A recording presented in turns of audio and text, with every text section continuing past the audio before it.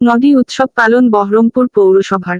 গঙ্গা দূষণ রোধে ভারত সরকারের পক্ষ থেকে নমামি গঙ্গা প্রকল্পে এর মধ্যে দিয়ে বিভিন্ন বিষয়ে সচেতনতামূলক কাজের আয়োজন করা হয়েছে। সেই প্রকল্পের অন্তর্গত নদী উৎসব 2023 আয়োজন করা হয় বহরমপুর পৌরসভার পক্ষ থেকে। গঙ্গা পরিষ্কার আমাদের অঙ্গীকারের মধ্য দিয়ে বহরমপুরে ব্যারাক স্কয়ার ময়দান থেকে বর্ণাঢ্য শোভাযাত্রা বের হয়। এই শোভাযাত্রা ভাগীরথীর পার বরাবর গিয়ে বহরমপুর পৌরসভায় এসে শেষ হয়। উপস্থিত ছিলেন জেলা গঙ্গা কমিটির কর্মকর্তা ও বহরমপুর পৌরসভা কাউন্সিলর ও বিভিন্ন স্কুলের ছাত্রছাত্রী।